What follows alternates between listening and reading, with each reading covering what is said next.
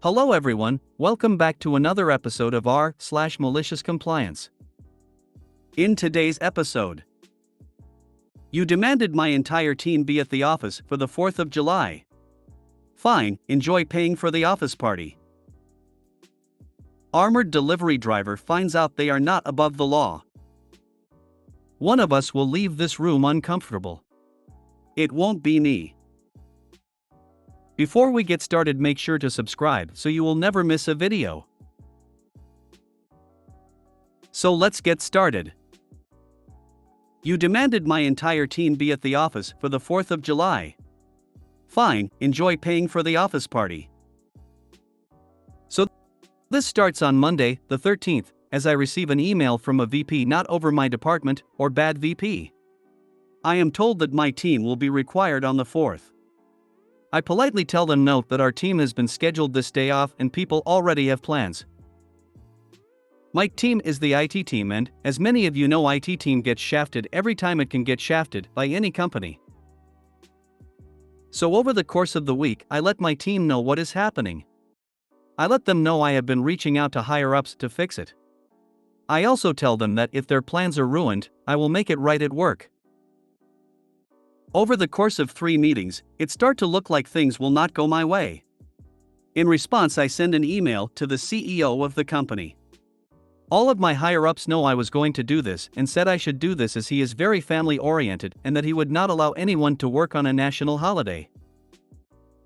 Well, he is on vacation in the Bahamas until the 6th. But his assistant informed me he would look at this after he gets back. Repeatedly slams head into desk. So I tell everyone that it will be work from home, and that we will be setting my cell phone as priority in the call routing. Meaning I would get most of the calls. To be honest, I was expecting almost 0 calls. Especially since I was asked to send out a notification that IT support would cover the 4th of July. I never sent that email out. A day later, I was given another outrage. I was told in an email that my employees would be required to be at the office, and no one was allowed to work from home. They would be checking the door badge-ins to verify we were at the office. I asked why in an email, and they said that they wanted to make sure no one was playing video games at work. We normally work from home about 2/3 of the week, and video game playing is a normal occurrence at work. So I walked into the person's office. After a very long conversation where she was losing the logic war with me, she told me that it's just IT, you guys don't have lives. No, I am not kidding you, this is exactly what they told me. I reported this to my VP, who said, I will take care of this. It likely won't be until after the 4th, so get creative. I know this man well. We have worked together a long time, and get creative is code for corporate F***carry. I asked the person requiring us to be at the office if they cared if we had an office party. They said no, as long as it did not interfere with the call flow. Even suggested using my new company card to pay for it. Go wild. Pro tip, never tell me go wild. At this point, it was Tuesday the 21st. I let everyone know what's up, but that I have something planned. I asked who had things planned for that day. 2 people told me they were planning to shoot off fireworks with their family, but the rest were planning BBQs with friends. I write up an email to the VP over my department and the bad VP. I tell them all that I let everyone know. We all were expected to work until 8 p.m. Monday. Per the conversation with the bad VP, I will be having an office party as a sort of sorry to the guys and gals who got shafted by this decision. The bad VP replied again. Thank you for your understanding. Also, yes, I would expect an office party if I had to work on the 4th of July as well. So go wild and enjoy your time. Use your new company credit card if you need to cover a few expenses. Also, I should not have to remind you or anyone else. No fireworks or alcohol on company property. So now it is time to tell you about my office. See, a while back, the IT team was moved from the main corp office and into a smaller building by itself. It has a nice gaming break room, a decent-sized gym, and a full-on drink bar. Soft drinks, mind you, no alcohol at work. Out back is a big patio that crosses county lines as soon as you cross a small creek. A creek that just so happens to have a footbridge over it, leading to an empty field. I start making phone calls. Monday, June the 25th. I call up everyone into an hour early meeting that morning. I explain to them all that I will be making it right. I asked everyone to invite their friends and family to the office. No supplies will need to be brought by anyone. I tell them all that this will be non-alcoholic, but that I will be planning something for everyone. I told them to expect all food to be provided and they don't need to bring anything, unless they want to bring some fireworks. I.e., they won't have to spend a dime. The 4th comes and the entire day, we did absolutely no work. No tickets, no calls came in. Well, 7 calls did come in, but from the same person. The bad VP. She was calling to make sure we were manning the phones. All of us were playing video games or watching movies. 6 p.m. rolls around and everyone was told that the food was ready. People were expecting hot dogs, hamburgers, maybe a bratwurst or 2. What they got was a full-on barbecue feast with pizza and other foods. There was smoked brisket, spare ribs, smoked sausage, smoked turkey, both kinds of tater salad, coleslaw, green beans with bacon and onion, potatoes au gratin, pizza from 2 different places, excellent hamburgers, and bratwurst hot dogs. On the dessert side was cake, very good cookies, 4 different kinds of pies, and about 2 pounds of fudge. Families and friends started showing up at around 6-6:15-ish. Some brought alcohol, but I told them they would need to leave that in their cars as I was not that crazy. Some were not too happy about that but agreed as it was a free dinner for random strangers. So let me set the scene for you. I am out there with all calls routed to my cell phone, and everyone just having a good time. We have a ton of people there just enjoying the fun night, chatting about random stuff, eating the food, and occasionally lighting off some sparklers or throwing firecrackers into the stream. It's not stocked and only 1 foot deep. My VP, not the bad VP mind you, showed up with his family and brought some water balloons for the kids and man-children. Around 8:30ish it's getting dark and people want to shoot off more than the simple sparklers and firecrackers we had been using. The VP over the IT department had everyone cross the footbridge, over county line and off company property mind you, and we set up a big wooden board using it as our launch pad. We fired off what we had for an hour or 2, and sort of just hang out for a little while. At around this time people were tired and ready to head home. I told people to take home leftovers, within reason. We all clocked out at 8 and no one left until about 10:30. The bad VP did call once more while we were out back at the party. It was 7:50 and she called asking for a status update. My exact words were, "Well, you were the only one to call us today. The rest of us are on the back patio enjoying the 4th of July shindig." She simply acted like my boss and said as long as no alcohol or fireworks are on company property, I do not care. We ate roughly half of the food catered. The rest was taken home. A small group volunteered to stay behind to clean up, including my VP. We had a funny conversation about how this will make waves with the bosses. But he said he had my back and asked me how much this cost. I just gave him a sideways look which made him laugh. Tuesday morning, I submitted the expense report to my VP. This email would inevitably make its way over to the bad VP and up the chain to the CIO of the company. It would be a bad idea to give out the exact cost of the party, mind you, but I can tell you that because of this 4th of July party, new rules were put into place. Any expenses of over $4,000 or more must be approved by the direct supervisor, VP over the department, and the full expense report must be sent to the financial department for review after the fact. Hint, the party cost over $6,000. The barbecue was the most expensive part. I did not order from a low or mid-tier place. The place I ordered from has consistently been on the top 10 in the DFW listing for the last 30 years. I ate at that place so much I made friends with the owner. The best barbecue I have ever had. The pies and cakes were custom made by a bakery and the cookies were made by a boutique cookie place. I had 10-12 packs of Coke, Coke Zero, DP, DP Zero, Pepsi, and Pepsi Zero. I bought 5 pepperoni, 5 sausage, 5 cheese, 2 Hawaiian, and 3 cheeseburger pizzas from one place, and nearly the same number from another place. Excluding the cheeseburger ones, I subbed out those for a different specialty pizza from the other place. The burgers were from an excellent burger place that did catering. I know that owner well. He brought his kids for the night of fun after he heard what was going to be happening. He was also the one who brought the brat dogs, as he recently added those to his menu. This was the most expensive office party in the history of the company. The only things more expensive than this were some business meetings that the CEO rented private rooms in high-end restaurants for. As for the CEO, he was outraged. Not at the cost of the party, mind you.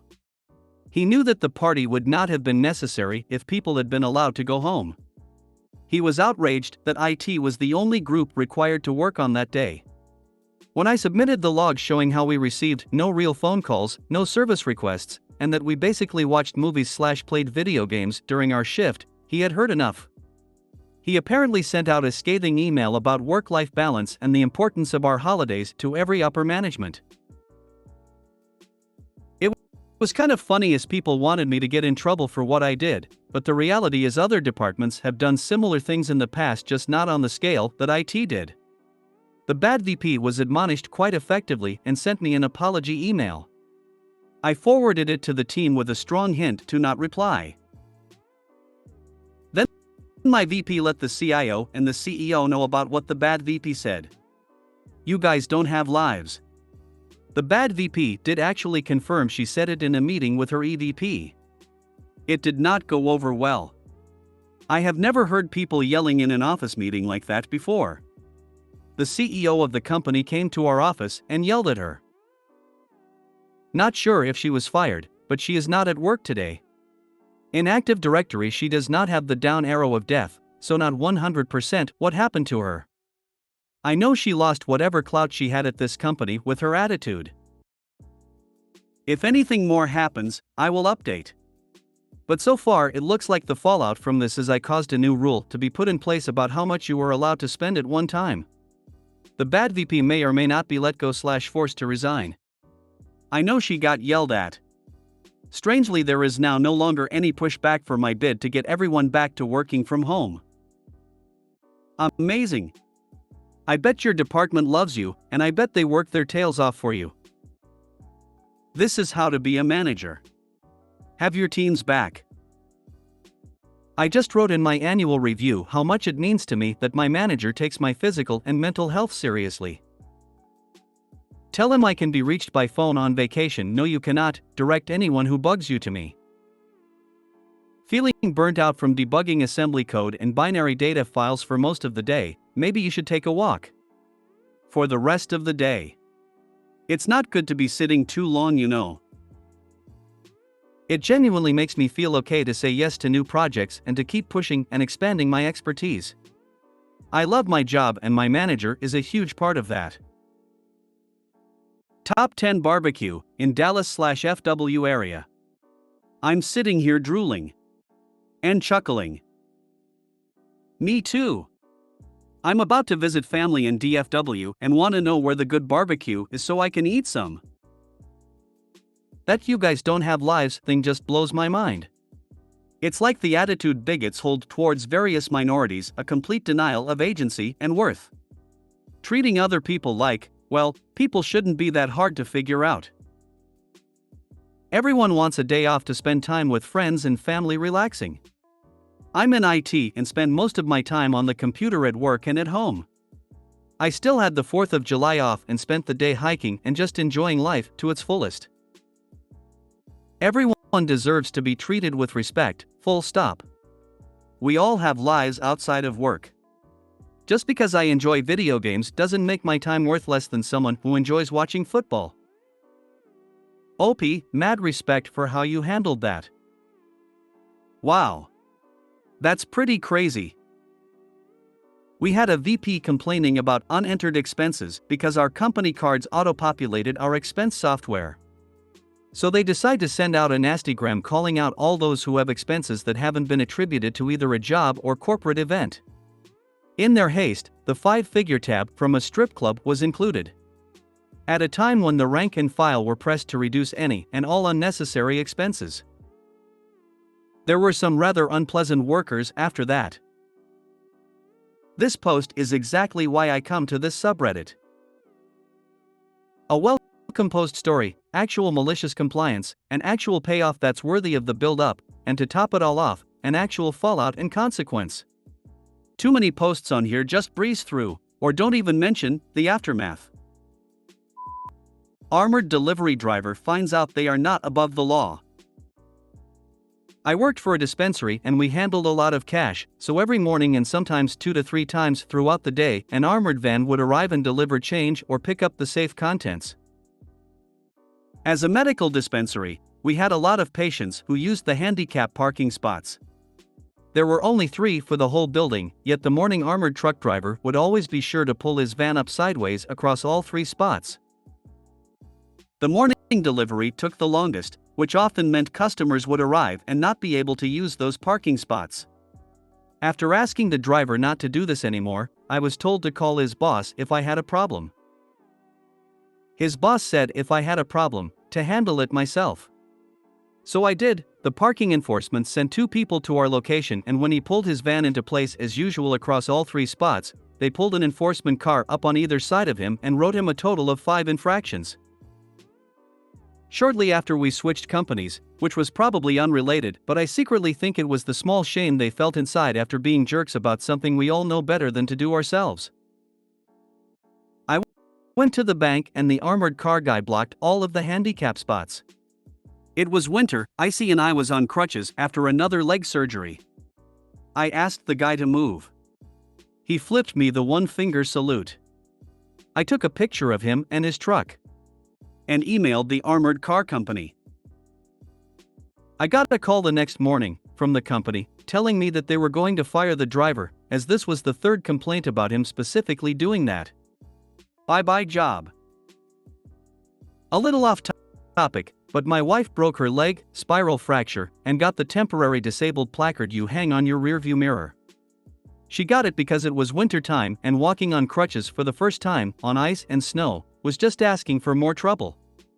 The amount of grief she got was somewhat amazing because people only look for disabled plates, not disabled placard hanging from the rear view mirror.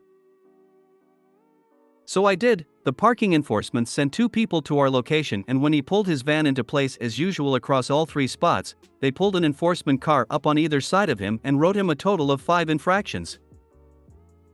So, I applaud the results, but what were the 5 infractions? I can imagine one for each handicapped space he occupied, then another for parking in the wrong direction, or whatever it's called, but I'm having a hard time coming up with a 5th, nor do I know if my guess for the 4th one is correct. One of us will leave this room uncomfortable. It won't be me. Thank you all for your responses. I thought I may have gone a little too far in my answer, but am much more confident in the fact that I responded correctly. All of you have made me feel a lot better. They're all middle-aged, married with kids. I keep them close by because this was happening during our busiest months, holidays. I had little to no help most days, and I was bleeding through a soft cup, a pad and period underwear. Usually changing every 2 to 3 hours. I can't always leave my department. Too many customers to help, and am one of maybe 3 people in his store that can work my position, so I prefer to grab one, go straight to the bathroom instead of having to detour to the lockers. They were away and out of sight, but still in my department. This happened earlier today, but after HR closed, so we'll be calling tomorrow. This bleeding was so bad I got brought in for emergency testing for fibroid, cancer, hormones, thyroid, endometriosis, COS, ovarian cysts and cancer, and some other general blood work the week before Christmas.